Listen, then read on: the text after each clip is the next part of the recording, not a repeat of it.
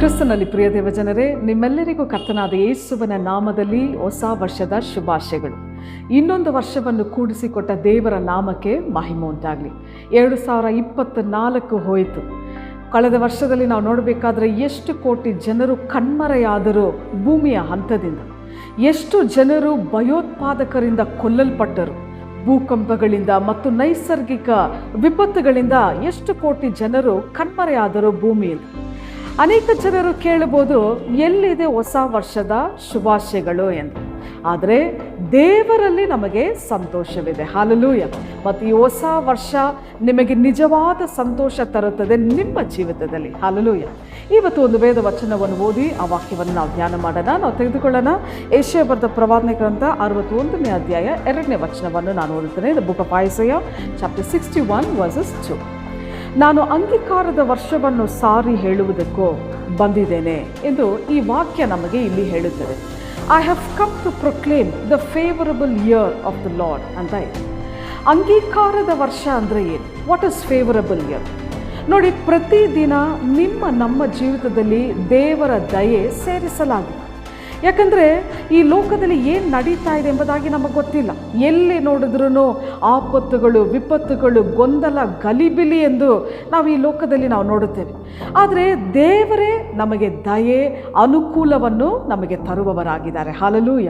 ಹೌದು ಪ್ರಿಯ ಸ್ನೇಹಿತರೆ, ಈ ಹೊಸ ವರ್ಷದ ಜೊತೆಗೆ ದೇವರು ತನ್ನ ದಯೆ, ತನ್ನ ಕೃಪೆ, ತನ್ನ ಅನುಕೂಲವನ್ನು ತರಲು ಬಯಸುತ್ತಾ ಇದ್ದಾರೆ. ಮಾತ್ರವಲ್ಲದೆ ಆತನ ನಾಮ ಮಹಿಮೆಗಾಗಿ ಜೀವಿಸಲು ತನ್ನ ದೈವಿಕ ಪ್ರೀತಿಯನ್ನು ನಮಗೆ ಸುರಿಸಿದ್ದಾರೆ. ಆಮೇನ್. ಹಲ್ಲೆಲೂಯ. ನೋಡಿ, ನಾವೆಲ್ಲರೂ ಬದುಕುಳಿಯುತ್ತಿದ್ದೇವೆ. We all are surviving, right? ಆದರೆ ಬದುಕಲು ನಾವು ಬದುಕಬಾರದು. ಯಾಕಂದರೆ ನಮ್ಮ ಜೀವಿತದಲ್ಲಿ ದೇವರ ಯೋಜನೆ ಇದೆ. There is a plan of God. So ದೇವರ ನಿರ್ದಿಷ್ಟವಾದ ಕೆಲಸ ವಿನ್ಯಾಸಗೊಳಿಸಲಾಗಿದೆ ನಮ್ಮ ಜೀವಿತದಲ್ಲಿ ದೇವರಿಗೆ ಮಾಡಲು. There is a definite work designed in your life and in my life to do for the Lord. ಯಾಕಂದರೆ ದೇವರು ಯಾರು, ಆತನ ಚಿತ್ತ ಏನು, ಯೋಜನೆ ಏನೆಂದು ತಿಳಿಯಲು ನಮ್ಮ ಹೃದಯದಲ್ಲಿ ಕೊಡಲ್ಪಟ್ಟಿದೆ. ಆತನ ಅದ್ಭುತವಾದ ಕೃಪೆಯನ್ನು ಭಾವಿಸಲು, ಆತನ ಅದ್ಭುತವಾದ ಅನುಗ್ರಹವನ್ನು ನಾವು ಭಾವಿಸಲು. ಸೊ ಈ ಭೂಮಿಯ ಹಂತದ ಮೇಲೆ ಉಜ್ಜೀವನ ಬರಬೇಕು. Amen. So there must be revival over the face of the earth. ಯಾಕಂದರೆ ಬಹುಸಂಖ್ಯೆ ಮಂದಿ ನಾಶವಾಗುತ್ತಾ ಇದ್ದಾರೆ ತನ್ನ ಕುರುಡುತನದಿಂದ. ಅನೇಕರು ಕೇಳುತ್ತಾರೆ, ದೇವರು ಎಲ್ಲಿದ್ದಾರೆ ಎಂಬುದಾಗಿ ಅನೇಕ ಜನರು ಕೇಳುತ್ತಾರೆ. ಆದರೆ ದೇವರು ಇದ್ದಾರೆ, ಜನರ ಕೈಯಲ್ಲಿ ನೋಡಲು ಸಾಧ್ಯವಿಲ್ಲ. ಯಾಕಂದರೆ ಯೇಸು ಕ್ರಿಸ್ತನ ವಾಕ್ಯದಲ್ಲಿ ಹೀಗೆ ಹೇಳಿದ್ರು. ಮತ್ತಾಯ ಬರೆದ ಸುವಾರ್ತೆ 5ನೇ ಅಧ್ಯಾಯ 8ನೇ ವಚನ ಹೀಗೆ ಹೇಳುತ್ತದೆ. Matthew chapter 5 verses 8. ಪರಿಶುದ್ಧ ಹೃದಯವುಳ್ಳವರು ಧನ್ಯರು, ಅವರು ದೇವರನ್ನು ನೋಡುವರು ಎಂಬುದಾಗಿ. Blessed are the pure in heart, for they shall see God. Hallelujah. ಎಲ್ಲೆಡೆ ಜೀವಂತ ದೇವರು ಇದ್ದಾರೆ. ಆತನ ಸೃಷ್ಟಿ ನಮಗೆ ತೋರಿಸುತ್ತದೆ ಅವರು ಎಂತಹ ಸರ್ವಶಕ್ತನಾದ ದೇವರೆಂದು. ನೋಡಿ, ವಾತಾವರಣದ ಮೇಲೆ ಸೂರ್ಯನನ್ನು ಸ್ಥಾಪಿಸಿ ನಮ್ಮ ಹೃದಯಕ್ಕೆ ಜೀವವನ್ನು ಕೊಟ್ಟು ನಾವು ಬದುಕಲು ಜೀವವನ್ನು ಕೊಟ್ಟಿದ್ದಾರೆ. ಅವರು ಪ್ರಬಲ ದೇವರು. ನಾವು ದೇವರನ್ನು, ಆತನ ಅನುಗ್ರಹವನ್ನು ಹೇಗೆ ನಾವು ನಿರಾಕರಿಸಬಹುದು? ಹೌದು ಪ್ರಿಯ ಸ್ನೇಹಿತರೆ, ಈ ಹೊಸ ವರ್ಷದಲ್ಲಿ ನಾವು ದೇವರಿಗಾಗಿ ಜೀವನ ಮಾಡೋಣ, ನಾವು ಪ್ರಾರ್ಥನೆ ಮಾಡೋಣ, ದೇವರಿಗಾಗಿ ಕಾದಿರೋಣ. ಮಾತ್ರವಲ್ಲದೆ ಶುಭ ಸಂದೇಶವನ್ನು ಸಾರಿ ಹೇಳೋಣ. ಕ್ರಿಸ್ತು ಜನಿಸಿದ್ದಾರೆ ಎನ್ನುವ ಶುಭ ಸಂದೇಶ, ಅದೇ ಸಮಯದಲ್ಲಿ ಕ್ರಿಸ್ತು ಬರುತ್ತಾರೆ ಎನ್ನುವ ಶುಭ ಸಂದೇಶವನ್ನು ನಾವು ಸಾರಿ ಹೇಳೋಣ. ಹಲ್ಲೆಲೂಯ. ಹೌದು, ಆತನು ಬರುತ್ತಾ ಇದ್ದಾನೆ ತನ್ನ ಜನರನ್ನು ಕರೆದುಕೊಂಡು ಹೋಗಿ ಪರಲೋಕದಲ್ಲಿ ನಿತ್ಯ ಕಾಲವಾಗಿ ಜೀವಿಸಲು. ಹಲ್ಲೆಲೂಯ. ಇವತ್ತು ಎಷ್ಟು ಅಂಧಕಾರದ ಶಕ್ತಿಗಳು ಪ್ರಾಬಲ್ಯ ಹೊಂದಿದೆ ನಮ್ಮ ದೇಶದಲ್ಲಿ, ಕೋಟಿಗಟ್ಟಲೆ ಜನರು.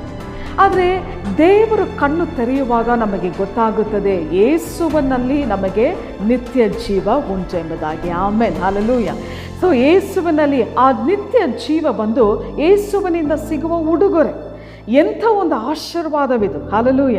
ಸೊ ಈ ಜೀವನದ ನಂತರ ನಾವು ದೇವರ ಜೊತೆಯಲ್ಲಿ ನಿತ್ಯ ಕಾಲವಾಗಿ ಜೀವಿಸುತ್ತೇವೆ. ನಮ್ಮ ಹೃದಯದ ಆಳದಿಂದ ದೇವರ ಅದ್ಭುತವಾದ ಕೃಪೆಯನ್ನು ನಾವು ಭಾವಿಸಲಿಕ್ಕೆ ಸಾಧ್ಯ. ನಮ್ಮ ಹೃದಯವನ್ನು ರೋಮಾಂಚನಗೊಳಿಸುತ್ತದೆ ದೇವರನ್ನು ಹಾಡಿ ಪಾಡಿ ಸ್ತುತಿಸಿ ಅವರ ನಾಮ ಮಹಿಮೆ ಹೊಂದಲಿ ಎಂದು. ಸೊ ಈ ಹೊಸ ವರ್ಷದಲ್ಲಿ ನಾವು ದೇವರ ಮೇಲೆ ನಾವು ಭರವಸೆ ಇಡೋಣ. ನೂತನವಾದ ಕಾರ್ಯ ನಿಮ್ಮ ಜೀವಿತದಲ್ಲಿ ದೇವರು ಮಾಡ್ತಾರೆ.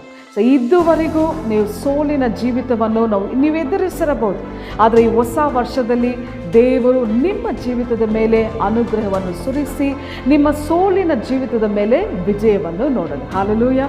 ಸೊ ದೇವರು ನಿಮ್ಮ ದುಃಖವನ್ನು ಸಂತೋಷವಾಗಿ ಮಾಡಲಿಕ್ಕೆ ಸಾಧ್ಯ. ದೇವರು ನಿಜವಾಗಿಯೂ ಸರ್ವಶಕ್ತನಾದ ದೇವರು. ಆತನ ಶಕ್ತಿಯು ಮತ್ತು ಆತನ ಪ್ರೀತಿಯು ನಿಮ್ಮ ಹೃದಯವನ್ನು ಮುಟ್ಟಲಿ. ಮಾತ್ರವಲ್ಲದೆ ಈ ಅಂತ್ಯ ಕಾಲದಲ್ಲಿ ನಿಮ್ಮನ್ನು ಒಂದು ಪಾತ್ರೆಯಾಗಿ ಉಪಯೋಗಿಸಲಿ. ಹೌದು, ನಾವು ಬಲವಾಗಿ ನಂಬುತ್ತೇವೆ, ಪುನರುಜ್ಜೀವನದ ಯೋಜನೆ ಜಾರಿಗೆ ಬರಬಹುದು ಈ ಹೊಸ ವರ್ಷದ 2025ರಲ್ಲಿ. ಹಲ್ಲೆಲೂಯಾ. ಸೊ ನಾವು ದೇವರ ಮೇಲೆ ಭರವಸೆ ಇಡೋಣ. ಭೂಮಿಯ ಮೇಲೆ ಶಾಂತಿ ಸಮಾಧಾನ ಇರಲಿ. ದೇವರ ಪ್ರೀತಿ ಪ್ರತಿಯೊಂದು ಹೃದಯದಲ್ಲಿ ಇರಲಿ.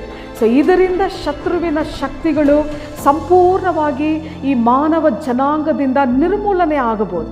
ಇದರಿಂದ ನಾವು ಒಬ್ಬರಿಗೊಬ್ಬರು ಪ್ರೀತಿಸಿ ಸಮಾಧಾನದಿಂದ ಸಂತೋಷದಿಂದ ಇರಲಿಕ್ಕೆ ದೇವರ ಹೊಸ ವರ್ಷದಲ್ಲಿ ನಿಮ್ಮೆಲ್ಲರನ್ನು ವಿಶೇಷವಾಗಿ ಆಶೀರ್ವಾದ ಮಾಡಲಿ. ಒಂದು ಪ್ರಾರ್ಥನೆ ಮಾಡೋಣ.